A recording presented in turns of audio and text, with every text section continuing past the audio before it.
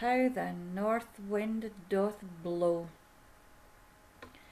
I don't know about you, but my poor wee robins were out there this morning looking to see where their food was. And actually it was under the snow. Because by the time I put it out there, more snow had fallen on top of it. However, I did notice an interesting thing. I noticed the blackbirds having a snow bath. Now, in all my time, I have never actually seen that before, but I thought it was spectacularly wonderful to see. Because of course they do need to have a bath even in this freezing cold. They also need to have fresh water, because it might be snow, but it's not quite the same, as we know. So I wrote in the description of this that yesterday, Monday, was so manic that actually I hadn't had time to turn round before I realised that the day had gone. That was mainly because there were some things that weren't in the diary early on that appeared, as if by magic. And of course, there were the technology gremlins. I was due to speak to someone from Canada, and oh my goodness, it took 45 minutes of the hour allotted before we could actually speak. So yesterday was rather interesting, and therefore I decided that today I was going to have a bit of a time out, which has worked reasonably well. And as we know, setting the tone does help a lot. So I kind of set my intention for just having a quiet day,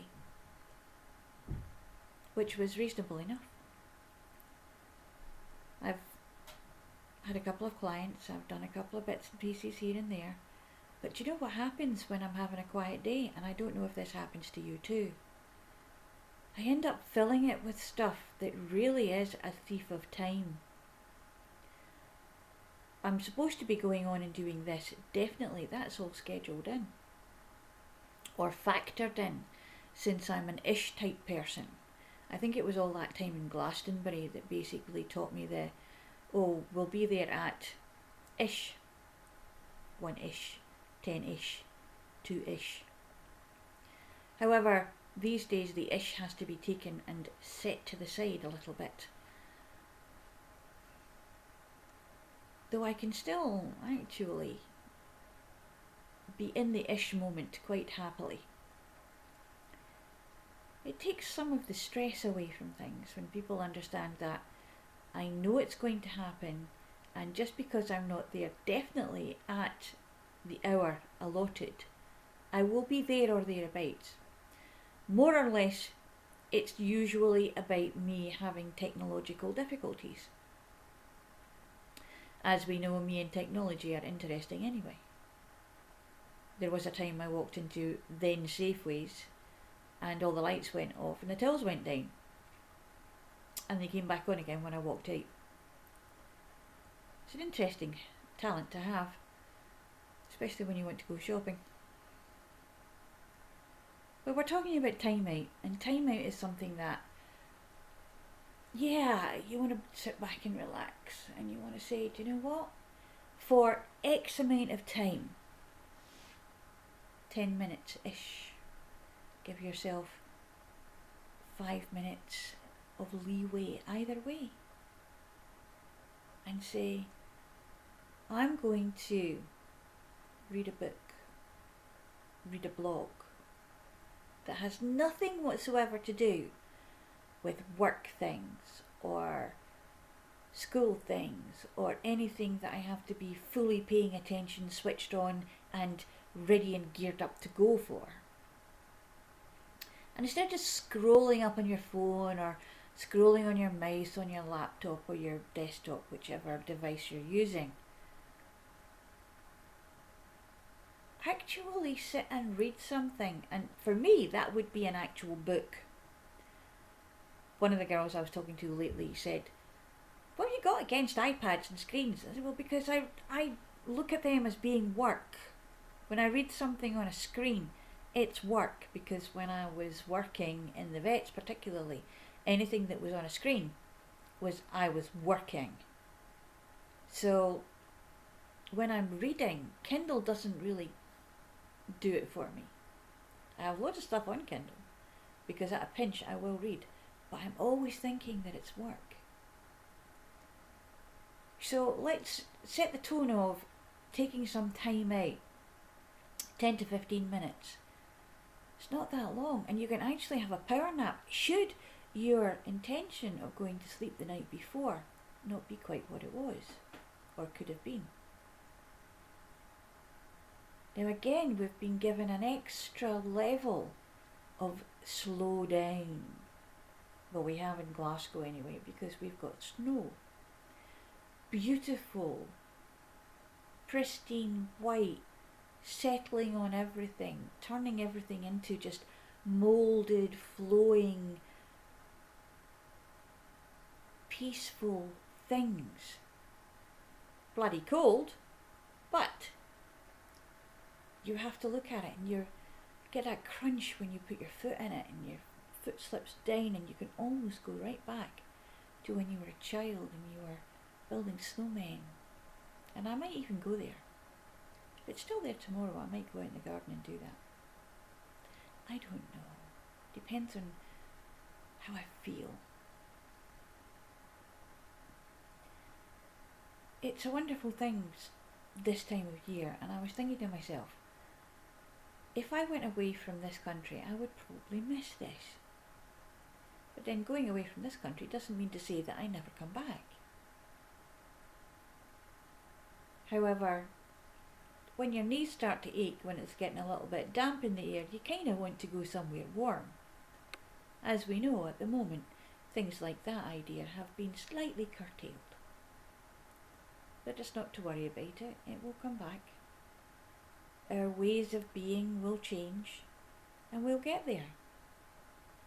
And we'll get there either way, kicking and screaming or going with the flow. So it would be better to go with the flow. Just allow yourself to be going there. Doesn't mean to say that you don't have a choice in how you get there, but the fact that you're going towards where you need to be is good. And you can take that minute by minute, day by day, week by week. Understanding that in that 10 minutes, 15 minutes that we're going to be giving ourselves on a daily basis maybe, or even just 2 or 3 times a week. And it doesn't have to be a set time during the day, though that is good. As we know, scheduling things like a time out, a little session of gentle reminding of our humanity and our ability to dream is good. Particularly if we don't have, and I've discovered this great new phrase, if we suffer from bedtime revenge procrastination. That basically is that an inability or an unwillingness to go to bed at night because the day has just been so full of stuff that actually you want to take time out for yourself just to depressurize. However, that has a knock-on effect because we need sleep. Now there's an interesting article about the 7 ways of rest. It's in a TED Talk somewhere, I think. TEDx somewhere. I may even get it and post it on the page.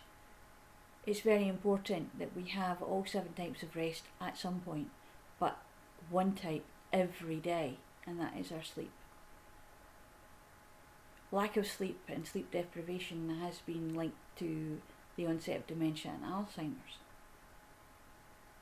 We get scatty when we can't think properly and our body doesn't mend. We are actually, when we're asleep, going into... Anybody who's watched Star Trek Next Generation, I think it is, would know 7 of 9. She has to go into this pod thing where she gets revamped and rebooted and revived and refreshed every so often. She basically goes in for a battery charge up. That's what sleep does for you. But it doesn't have to be 8 hours. If you can't get your 8 hours full, what you can do is you can supplement that by taking your 15 minutes, because that's a REM cycle just about. And one REM cycle can be enough to set you up and get you going and get your brain switched on for a little while more. So many ways that you can do it. As I say, you can read something that's absolute trash, a romance novel, something that doesn't make you all fired up, something that takes you into a different place. For me, it used to be Stephen King. Yeah, bit of horror every now and again, settle me right down. I just loved the way he wrote. Still like the way he writes. Like me, he can't retire. And there's a thing, not being able to retire because we retire at night.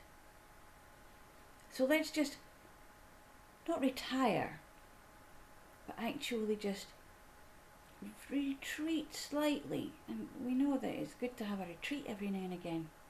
And this could be our 15-minute retreat time. So you can put some incense on, have a little bit of twinkly twinkly music going on, or something very light that doesn't have words, maybe. Words make your brain work.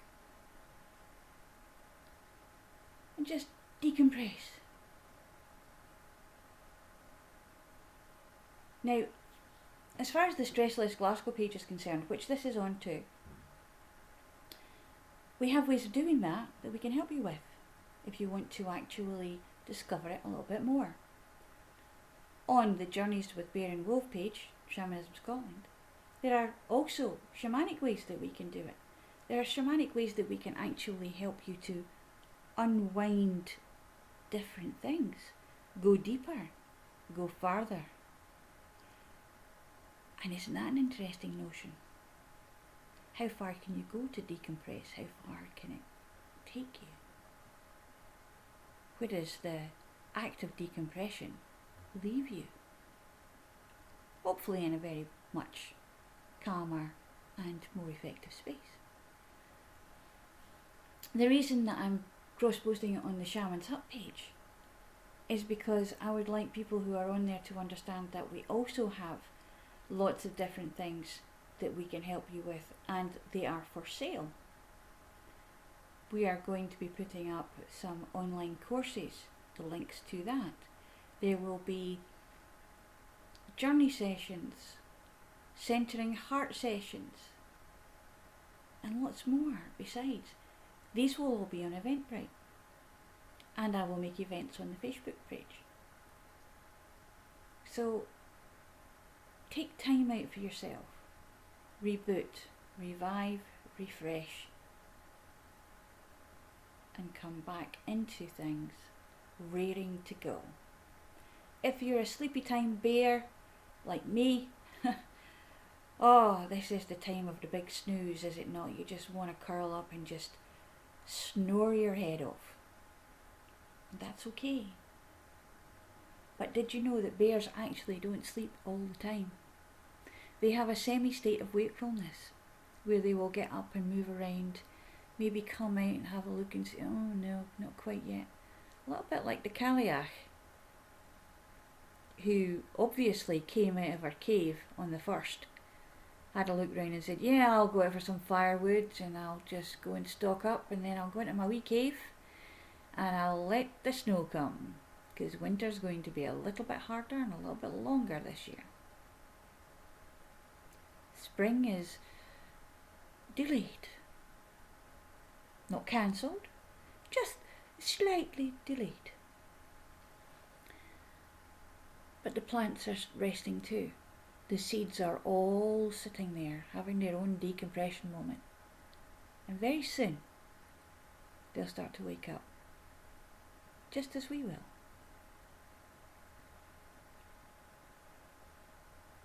There are season changes, and there are seasonal changes within a day. We have hormonal waves and shifts, peaks and troughs throughout the day. Our physiology does that, which is another reason we need a little bit of sleep. So please, no bedtime revenge procrastination, because actually you're not doing yourself any favours. If you do find yourself doing that, don't beat yourself up about it. Take a 15-minute leisure break. Go in there and have your ish moment. Oh, I'm just going to take a time out. How long will you be? Ish. Go into Glastonbury time. Everything is ish there. It's a great way of being. It took me a long time to get used to it, I must admit, because I still am really, very into being on time, if not before time, because I don't like to be late, which is why I get really, really interested as to how it manages that I can manifest lateness quite happily and easily. And I think it's because sometimes I'm not actually in this reality. I'm still coming through from the other one. And time is definitely always ish there. So look out for things coming up, and I'll see you tomorrow.